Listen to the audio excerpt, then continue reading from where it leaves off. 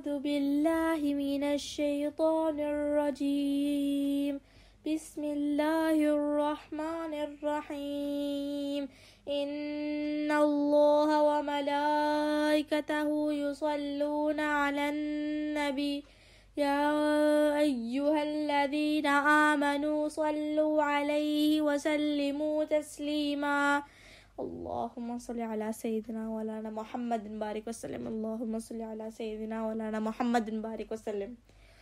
اللہ تعالیٰ کا بے انتہا فضل و کرم ہے کہ اس نے ہمیں نبی کریم صلی اللہ علیہ وسلم کے امت میں پیدا فرمایا اور پیدا ہونے کا فخر عنایت فرمایا۔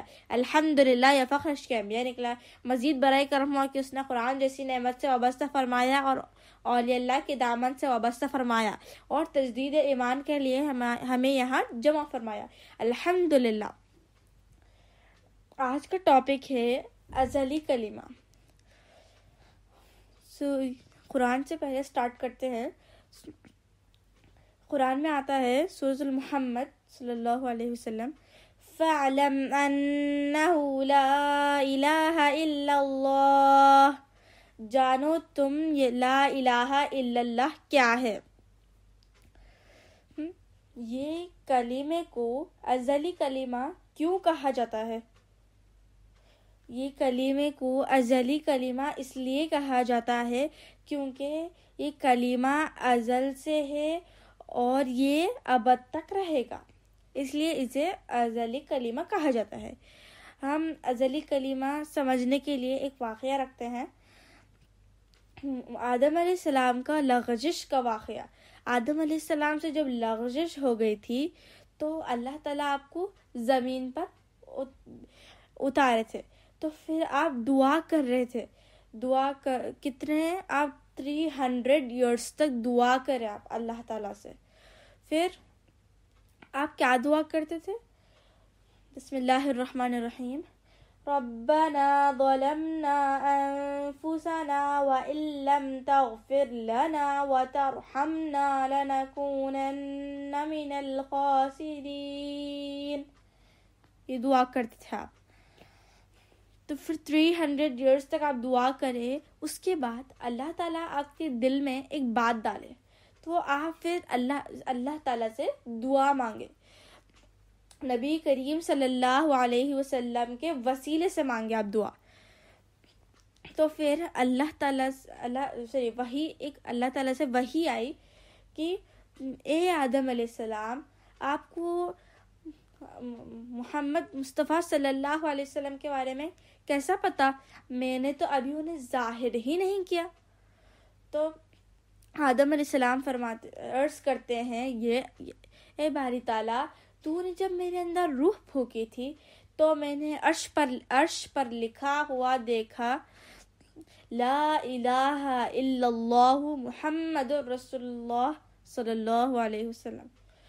تو میں یہ جان گیا محمد مصطفیٰ صلی اللہ علیہ وسلم آپ کے پوری کائنات میں، پوری مخلوق میں سب سے زیادہ آپ کو سب سے زیادہ محبوب ہے۔ تو میں یہ جان گیا۔ تو اللہ تعالیٰ فرماتا ہے اے آدم علیہ السلام، آپ نے سچ فرمایا، محمد مصطفیٰ صلی اللہ علیہ وسلم میرے پوری کائنات میں سب سے زیادہ محبوب ہے مجھے۔ اگر محمد مصطفیٰ صلی اللہ علیہ وسلم نہ ہوتے تو میں آپ کو بھی پیدا نہیں کیا ہوتا اور یہ کائنات کو بھی پیدا نہیں کیا ہوتا۔ تو یہ واقعہ سے یہ سمجھ میں آ رہا فرسٹ کہ نبی کریم صلی اللہ علیہ وسلم کے چرچے ازل سے ہے۔ پھر سیکنڈ کہ یہ کلمہ آدم علیہ السلام سے بھی پہلے سے ہے یہ کلمہ، اس لیے اسے ازلی کلمہ کہا جاتا ہے۔ اور تھرڈ کہ نبی کریم صلی اللہ علیہ وسلم کے وسیلے سے دعا مانگے تو جلدی دعا قبول ہوتی۔ پھر فورتھ کہ نبی کریم صلی اللہ علیہ وسلم کے وسیلے سے دعا مانگنا اللہ کا حکم بھی ہے اور آدم علیہ السلام کی سنت بھی ہے۔ آگے بات بڑھاتے ہیں. آدم علیہ السلام اپنے بیٹوں کو نصیحت کر رہے ہیں. یہ حدیث شریف ہے اور نبی کریم صلی اللہ علیہ وسلم ارشاد فرماتے ہیں کہ آدم علیہ السلام اپنے بیٹوں کو نصیحت کر رہے ہیں. کیا نصیحت کر رہے ہیں اب سمجھتے ہیں. حضرت آدم علیہ السلام اپنے بیٹوں کو نصیحت کرتے ہیں, میرے بیٹو جب تم کبھی اللہ کا ذکر کیا کرو تو اس کے ساتھ محمد مصطفیٰ صلی اللہ علیہ وسلم کا بھی ذکر کیا کرو. بے شک میں نے ان کا نام عرش کے پایوں پہ لکھا ہوا دیکھا. میں نے تمام آسمانوں کا گھوم کے مشاہدہ کیا. میں نے محمد صلی اللہ علیہ وسلم لکھا ہوا دیکھا. ہر جگہ محمد صلی اللہ علیہ وسلم لکھا ہوا دیکھا. میں نے تمام آسمانوں کا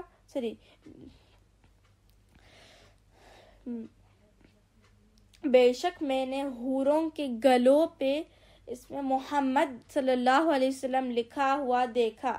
جنت کے پتوں پہ اس میں محمد صلی اللہ علیہ وسلم لکھا ہوا دیکھا. توبی درخت کے پتوں پہ اس میں محمد صلی اللہ علیہ وسلم لکھا ہوا دیکھا. دربانوں کے آنکھوں پہ اس میں محمد صلی اللہ علیہ وسلم لکھا ہوا دیکھا. فرشتوں کے آنکھوں کے درمیان پہ اس میں محمد صلی اللہ علیہ وسلم لکھا ہوا دیکھا. بے شک تم کثرت سے محمد صلی اللہ علیہ وسلم کا ذکر کیا کرو. بے شک ملائکہ ہر گھڑی انہیں یاد کرتے رہتے ہیں. بے شک ملائکہ ہر گھڑی انہیں یاد کرتے رہتے ہیں. اس سے کیا پتہ چلا ہمیں کہ آدم علیہ السلام بھی نبی کریم صلی اللہ علیہ وسلم کا ذکر کرے, ان کے بیٹے بھی نبی کریم صلی اللہ علیہ وسلم کا ذکر کرے.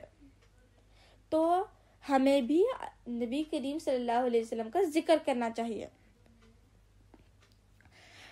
ابراہیم علیہ السلام جب آپ کعبۃ اللہ تعمیر کر لیے تو آپ اللہ تعالیٰ سے دعا مانگے, اجرت مانگے,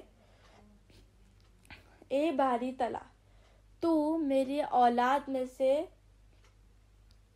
محمد صلی اللہ علیہ وسلم کو معبوس فرما. آپ کیا مانگے؟ کعبۃ اللہ کی تعمیر کرے آپ, تو اللہ تعالیٰ سے اجرت مانگ رہے. کیا مانگ رہے؟ نبی کریم صلی اللہ علیہ وسلم کو مانگ رہے. یعنی ابراہیم علیہ السلام بھی نبی کریم صلی اللہ علیہ وسلم کے چرچے کرتے, نبی کریم صلی اللہ علیہ وسلم کا ذکر کرتے تھے. اب ہم ایک واقعہ رکھتے ہیں, طباء الاول کا خط. طباء الاول ایک بادشاہ تھے. آپ کا معمول تھا کہ آپ اپنی فوج کو لے کے جاتے اور ایک جگہ رک جاتے, پھر جنگ کرتے, فتح کرتے, اور جو علماء پڑھے لکھے جو علماء ہیں عالم دین انہیں اپنے فوج میں لے لیتے. پھر آپ آگے جاتے, پھر جنگ کرتے, پھر آپ کو فتح ملتی, پھر آپ وہ جو علماء ہیں عالم دین اپنے فوج میں لے لیتے, پھر آگے جاتے. یہ ایسا کرتے تھے آپ کا معمول تھا, آپ کی عادت تھی. تو ایسا کرتے کرتے کرتے آپ کے فوج میں 4000 علماء ہو گئے. 4000 علماء ہو گئے. تو پھر آپ گئے تو آپ شہر مکہ میں پہنچے. تو پھر وہاں پر وہ جو لوگ تھے وہ دھیان نہیں دیے اتنا, یہ طباء الاول کو آ کے ملے بھی نہیں, کچھ بھی نہیں, اپنا کام میں تھے. تو طباء الاول کو بڑا تعجب ہوا کہ میں جہاں بھی جاتا ہوں وہاں لوگ میرے سے ملنے آتے ہیں, یہ تو میرے پاس آ رہے بھی نہیں, مجھ سے بات چیت بھی نہیں کر رہے, ایسا کیوں؟ تو وہ وزیروں سے معلوم کرنے کے واسطے بھیج. تو وہ وزیروں بتاتے ہیں کہ وہ ان کے پاس اللہ کا گھر ہے، کعبۃ اللہ ہے، تو وہ سب سے زیادہ امپورٹنس دیتے ہیں کعبۃ اللہ کو دیتے، اس سے زیادہ کسی کو نہیں دیتے، صرف کعبۃ اللہ کو دیتے امپورٹنس. تو وہ اس کے صرف خیال ہے، ابھی دماغ میں خیال چل رہا، ابھی منہ سے الفاظ نہیں نکلے، صرف خیال آیا کہ نعوذ باللہ من ذالک میں کعبۃ اللہ کو شہید کر دوں گا. صرف خیال ہے، ابھی منہ سے الفاظ نہیں نکلے. تو الفاظ نکلنے کی جگہ منہ سے پیپ جا رہا، کان سے بھی پیپ جا رہا، ناک سے بھی پیپ جا رہا، بدبودار پیپ جا رہا. تو ان کے منہ سے الفاظ ہی نہیں نکل رہے، صرف پیپ جا رہا، جاری ہے پیپ، ناک سے، کان سے، منہ سے پیپ جا رہا. تو بڑے بڑے ڈاکٹرز آئے، ان کا علاج کرے، کچھ بھی نہیں ہوا. تو وہ جو 4000 علماء کے جو سردار تھے، انہوں نے کہا کہ میں بادشاہ سے ملاقات کرنا چاہتا ہوں، اکیلے میں ملنا چاہتا ہوں، مجھے ان کا یہ بیماری کا علاج پتا ہے. تو وہ کہتے ہیں، وہ یہ بات بادشاہ کو پتہ چلی، طب الاول کو پتہ چلی. طب الاول نے کہا کہ اتنے بڑے بڑے ڈاکٹرز کچھ نہیں کر پائے، شاید ہی کچھ کر پائے، تو انہیں بلاؤ، وہ پھر اکیلے میں بات کرے. انہوں نے پوچھا کہ کیا آپ جب آپ کے دماغ میں کیا خیال آیا تھا، مجھے سچ بتاؤ طب الاول کی آپ کے دماغ میں جب خیال آیا تھا کیا کہ نعوذ باللہ من ذالک میں کعبۃ اللہ کو شہید کروں. تو انہوں نے کہا ہاں میرے دماغ میں آیا تھا. تو انہوں نے کہا کہ فوراً توبہ کرے، وہ اللہ کا گھر ہے، آپ توبہ کریں، آپ کو شفا مل جائے گی. تو انہوں نے توبہ کی، انہیں شفا مل گئی، شفا ہو گئی. پھر آپ بہت خوش ہوئے طب الاول. تو پھر آپ کعبۃ اللہ کو جو سب سے پہلے جو غلاف چڑھائے کعبۃ اللہ کو، وہ طب الاول تھے. آپ نے کتنے چڑھائے غلاف؟ 7 غلاف کعبۃ اللہ پر چڑھائے. پھر آپ تھوڑے دن ٹھہر کر پھر آگے چلے، تو آپ پہنچے یثرب میں پہنچے، جو اب کے زمانے میں کہا جاتا ہے مدینہ منورہ.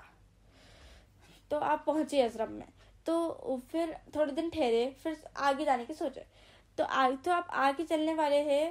وہ جو 4000 علماء ہیں وہ کہتے ہیں ہم نہیں آئیں گے، آپ کو جانا ہے تو جاؤ. تو طب الاول کو تعجب ہوا کہ یہ کیوں نہیں آ رہے، انہیں بلاؤ، میں ان سے بات کروں گا. تو پھر وہ کہتے ہیں، وہ جو سردار ہے علماء کے، کہ ہم نہیں آئیں گے. یہاں پر مصطفیٰ صلی اللہ علیہ وسلم، وہ جو آپ کو جہاں پر جو مکہ شریف ہے، جہاں پر آپ کو جو شفا ہوئی تھی، اللہ کا گھر ہے وہ یہ اللہ کے رسول ہے. یہاں پر اللہ کے رسول آئیں گے، رسول اللہ صلی اللہ علیہ وسلم آئیں گے، تو ہم نہیں آئیں گے، ہم ان کے انتظار میں بیٹھیں گے. تو طب الاول کہتے اللہ کے رسول آئیں گے، میں بھی رکتا ہوں. تو وہ کتنا 1 سال رکے. 1 سال میں آپ 4000 گھر بنائے، اور ایک گھر ایکسٹرا بھی بنایا، 4001 گھر بنایا، 4001. تو 4000 گھر آپ وہ جو علماء ہیں ان کو دیے، ان کی 4000 علماء کی شادی بھی کرے آپ، اور ان کو ایک گھر دیے. پھر جو ایکسٹرا تھا وہ ذرا اسپیشل بنائے تھے آپ وہ 2 فلورز کا بنا دیے تھے. اور پھر آپ 1 سال رکے، پھر آپ آگے جانا چاہ رہے تھے، تو آپ وہ خط دیے، آپ ایک خط لکھ کر آپ ان کو دیے. تو وہ جو سردار ہے 4000 علماء کے، ان کو دیے، ان کو بولے کہ اگر آپ کی ملاقات ہو گئی رسول اللہ صلی اللہ علیہ وسلم سے، تو میرا خط یہ پہنچا دینا. اگر آپ کی نہ ہوئی تو اپنے بیٹے کو نصیحت کرنا کہ وہ پہنچا دے. اگر انہیں بھی نہ ہوئی تو انہیں نصیحت کرنا کہ وہ ان کو دے دے. میرا خط یہ رسول اللہ صلی اللہ علیہ وسلم کے پہنچا دینا. تو پھر 1000 ایئر ہو گیا. پھر وہ جو تھا نا، محفوظ تھا وہ خط، کس کے پاس آیا؟ وہ بیٹوں کو بیٹے بیٹے بیٹے بیٹے کس کو آیا وہ خط؟ وہ جو شیخ تھے، وہ 4000 علماء کے جو سردار، ان کے بیٹوں میں سے وہ آئے، ابو ایوب انصاری رضی اللہ تعالیٰ ان کے پاس تھا. تو آپ ان سے ابو لیلہ رضی اللہ تعالیٰ کو بولے کہ خط دینے، نبی کریم صلی اللہ علیہ وسلم کو دینے کے لیے آپ بھیجے. تو نبی کریم صلی اللہ علیہ وسلم مکے میں ہجرت کر کے آ رہے تھے مدینہ منورہ میں. تو راستے میں ملاقات ہوئی ابو لیلہ رضی اللہ تعالیٰ عنہ کی نبی کریم صلی اللہ علیہ وسلم کی. نبی کریم صلی اللہ علیہ وسلم فرماتے ہیں، اے ابو لیلہ رضی اللہ تعالیٰ عنہ، مجھے وہ خط دو، تو بال اول کا خط. تو آپ وہ خط دیتے ہیں. تو وہ خط میں کیا لکھا ہے؟ وہ خط میں لکھا ہوا تھا، یا محمد صلی اللہ علیہ وسلم، میں آپ پر ایمان لایا، آپ کی کتاب پہ ایمان لایا، میں آپ کی دین اور سنت پہ قائم ہوں، میں آپ کے رب پہ ایمان لایا. اگر میں آپ سے ملاقات نہ کر سکوں میری التجا ہے کہ قیامت کے دن میری سفارش کر دینا اور مجھے اپنے پہلے امت میں سے شامل کر لینا. میں آپ کے آنے سے پہلے آپ کے ہاتھ پر بیعت کرتا ہوں. تو یہ وہ جو خط تھا طب الاول کا، یہ لکھے ہوا تھا اس میں، یہ وہ خط میں لکھا ہوا تھا. تو نبی کریم صلی اللہ علیہ وسلم آئے، مدینہ منورہ میں آئے. پھر آپ تشریف لائے. تو صحابہ اکرام مطلب وہاں کے جو لوگ تھے صحابہ اکرام رضی اللہ تعالیٰ وہ بولے کہ ہمارے گھر میں آئیے، نبی کریم صلی اللہ علیہ وسلم ہمارے گھر میں آئیے. تو نبی کریم صلی اللہ علیہ وسلم فرمائے، گھوڑا جہاں گیا میں وہاں پر جاؤں گا، جہاں لے کر گیا میں وہاں پر رکوں گا اور وہ گھر میں لاؤں گا. تو جو گھوڑا تھا، وہ جو طب الاول جو بنائے تھے گھر، وہ ابھی بھی محفوظ تھا. تو وہاں پر گھوڑا رکا تو نبی کریم صلی اللہ علیہ وسلم وہاں ٹھہرے. تو یہ واقعہ سے ہمیں کیا سمجھ میں آیا؟ طب الاول جو انہوں نے لکھا تھا خط، اپنے دل سے لکھا تھا. جو انہوں نے گھر بنایا تھا اپنے دل سے بنایا تھا.